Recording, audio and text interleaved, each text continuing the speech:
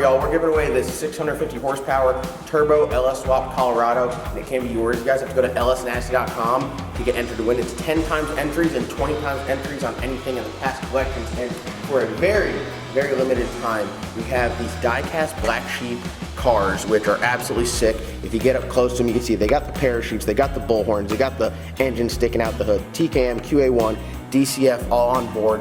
You guys can get these. I only started off with 48 and then everyone tried to buy them at once and it crashed the website. So there's a few available. Get them before they're gone. These are worth a bunch of entries, and everything you purchase gets you entered to win this thing. Good morning, y'all. We are in Nasty Racing headquarters. A little bit of a controversial video. Did I say that? Controversial.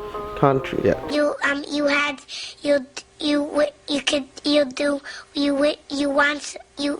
A lot of talk about the video yesterday and getting rid of the Black Sheep engine.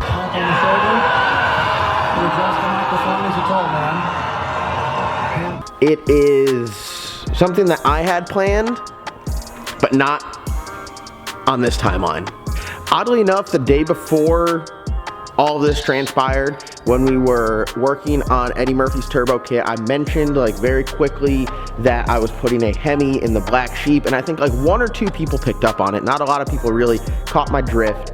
And then out of nowhere, I got a call the following night at about 8:30 about someone wanting to purchase the Black Sheep motor as like a last ditch effort up at World Cup Finals. So I never really intended to sell it at this point in time. The game plan was always take the car to PRI, show it off. It'll be like its last, its final hurrah. Everyone gets to check it out. Tell some people it's for sale. The motor's for sale. I was gonna sell the whole engine combo. I was literally gonna take like the engine out, bolt the turbo kit on there and everything. Injectors, intake, elbow, complete turbo kit, turbo, wastegate, blow-off valve, scavenge system, engine, flex plate, oil pan, oil pump, filters, like everything. I was just gonna rip it out and say like, hey, if you put in this setup in a car that weighs this much, it will go this fast. If you put it in a lighter car, you can go even faster. And I was gonna sell the whole thing. Well, obviously that didn't happen. Got hit up about the engine, took it out. David took it up to Maryland. They're putting in the car up there. I wish them nothing but the best. It's an absolutely badass motor. I think my mom's a little mad at me that I got rid of it just because that motor had some history setting the hydraulic roller record. When I say the hydraulic roller record, everyone's like, oh, someone made more horsepower than you on the dyno. We don't care. Let me tell you something. We don't care. Jerry. I don't care about the horsepower. The horsepower is irrelevant. The horsepower doesn't, I don't think you guys understand how difficult it is to accurately calculate horsepower and how many factors there are in that. It's all about the ET. ET in mile an hour at the track. That's where the real numbers are. We have the fastest hydraulic roller LS ever. You like that?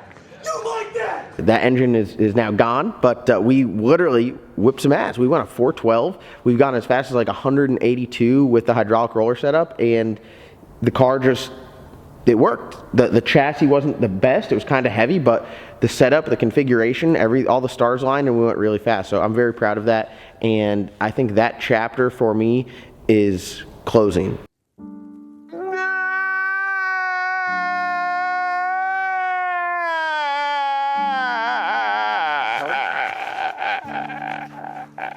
So not that the LS stuff is closing for me, because I'll always be an LS guy. I love the LS stuff. I mean, LS,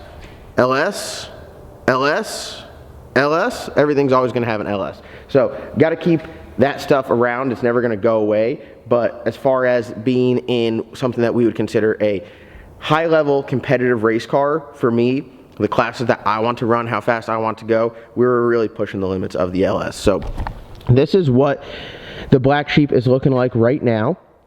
I know what you guys are saying. You got a lot of work to do before PRI, and that is definitely not an understatement. We have a lot of work to do. I did get some stuff ordered up. The transmission, everything will work on that, except we got to swap the bell housing. I sent the converter out to M&M Transmissions because slightly modify that to run the blower setup. I got our mid plate and motor plate ordered so we can get the engine set in there. I got some material for some zoomies to get built over at Hippie Fabrication. If you guys remember, James did the headers on my big block twin turbo setup. He does an absolutely amazing job. We're going to run forward facing zoomies, so the zoomies will exit in the front of the bumper. So the plan is just to get all that stuff in there, get it wired up, get it running for PRI.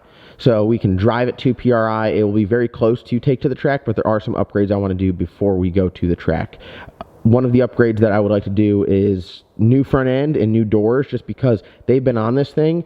We've raced this car for 5 years. 5 years of wear and tear. Some stuff gets beat up, some repairs. I mean, it's a lot on a car to race it, as much as we raced in 5 years. For a while there, I mean, we were racing every single weekend, just beating the hell out of this thing. It's the workhorse. So a new front end would be great. One, we have to cut out a big spot for the blower, but also just having something that's a little bit less beat up and repaired. The doors, the same thing goes for the doors. The doors, really not in too bad of shape, but a little bit beat up, and if we're going to do a front end, we might as well do doors. So want to get the motor and all that stuff in there. It's going to go with the doors and the front end like it normally has for PRI, but when we get back, I'm going to put a new set of doors on there, new front end, and then I think I'm going to sell this rear end and put a floater style rear end in it, just because the blower stuff is violent as hell.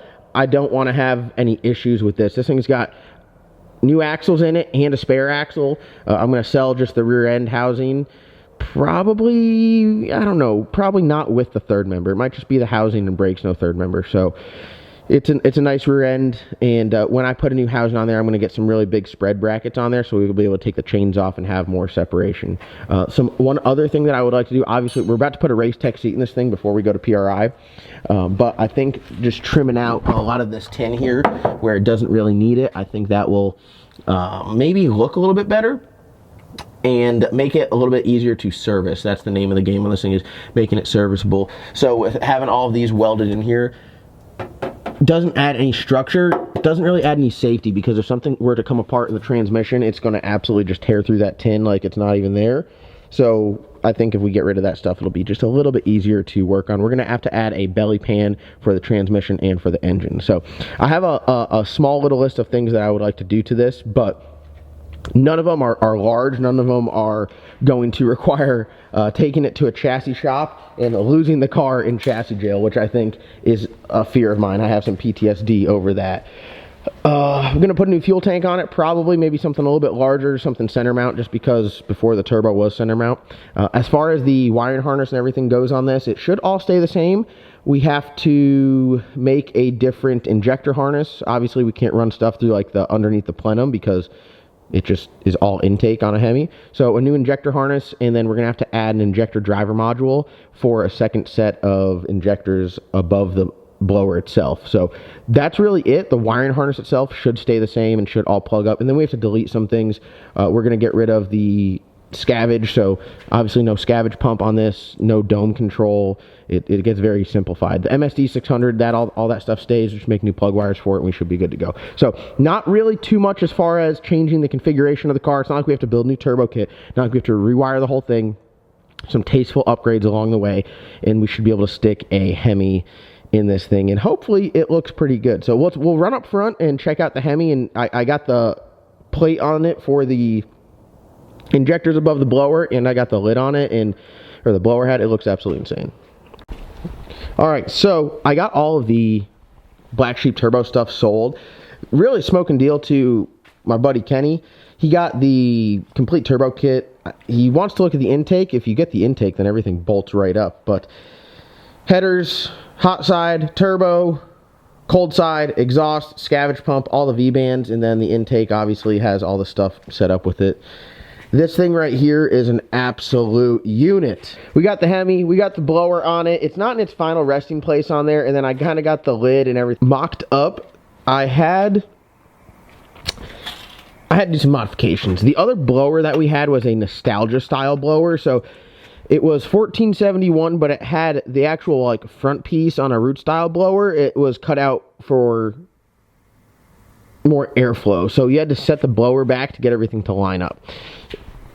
So also on the top it did the same thing. So my adapter for the fuel rails doesn't quite fit, so actually it fits better if you turn around backwards. So what we're gonna do is we're gonna take this and get it milled off, so it'll just be like a rectangle up top there, and it'll be good. The fitment in the back, not perfect, but it seals up, and that's really all that you can ask for. The hat on here is a much smaller hat than what we had with the old blower setup when we were running this in the Pro Mod, which I like, because the other one was like about this tall, and it it looked too much. This one's also set back a little bit more compact, trying to be less obnoxious, but it's very difficult when you have a blower of this size. We have a setback plate on here, and I don't know, you can feel it in the back. The blower is not set correctly on it. The blower has to come forward, so we have to get a different setback plate. This is what came with the magnesium intake. So we're going to take this magnesium intake off, and we're going to send it down to Jeff and Patrick Miller, and they're going to make changes to it to run EFI. So we're going to have a fuel rail up here and a fuel rail down there. So this is just going to dump fuel into the blower to keep it cool, and then this is going to do all of our fuel trim for the cylinders to really get your air fuel right. Like I mentioned before, I'm going to get some zoomies built. James Rollins, Hippie Fabrication, he is the guy to go to. He makes some of the nicest headers out there. I'll put his link in the description below, but I highly recommend him. But this is the combo that's going in the Black Sheep. Got to get that different bell housing for the HEMI, and I already got the mid-plate motor plate ordered up, and then we should be, you know, cooking with peanut oil at that point. So we are going to, we got a lot of work ahead of us, but I think it's something that we can totally get done, and I'm excited to have this in there. I mean, it's a dream combo, and I feel like it's fitting to go in the Black Sheep. I said I would never run a HEMI again, and I didn't know anything back in the day. All I knew was the LS, and I didn't know how to work on a HEMI or work on any engine really. And now that I do, I'm like, oh, the HEMI's not too bad, you know. It's just like every other motor. Speaking of motors, I got this one for sale. I have like 3 people that say they're interested in it, but no one's giving me money. So if anyone wants it, 440 cubic inch LSX, Dragon Slayer crank, MGP rods, diamond pistons, Frankenstein F110S heads, TKM solid roller camshaft, comp solid roller lifters, T&D rocker arms, big springs, badass push rods, 2,000, 2,500 horsepower LS motor. Not running it anymore, obviously. I'm trying to think. I'm not ready to sell anything off the Blizzard yet. We are getting everything set up here for a big sale. I think we're going to start like doing like a speed shop, just selling some parts and shit like that. So if you guys are interested, let me know. And I also got this LT engine up for sale if you guys are interested in this. I'll let this go cheap. I got like everything to do a complete LS swap or LT swap. I got the Holley Terminator, accessory drive, AC compressor, LT1 injectors, oil pan, ICT billet relocation stuff. It's got Texas Speed camshaft in there, Johnson lifters, LME ported heads, LME billet front cover, Holley high ram, throttle body. It's got a bunch of stuff, just a bunch of stuff. I think it's up for like 11 grand right now, but I'll probably take like 7 for it. So if you guys are interested in something like that, just holler at me and you know, send me a DM on Instagram or send me a Facebook message on the John Doc page. So other than that, we're gonna wrap this up and get this video edited out to you guys. I'm going to put the camera down, and I'm going to go in there and build a titanium exhaust for Eddie Murphy. So that's what you guys will see in tomorrow's video. Thank you guys so much for watching. Stay warm out there. Get to work. And don't forget, go lsnasty.com. Just 10 times entries. You guys can win 650 horsepower turbo Colorado.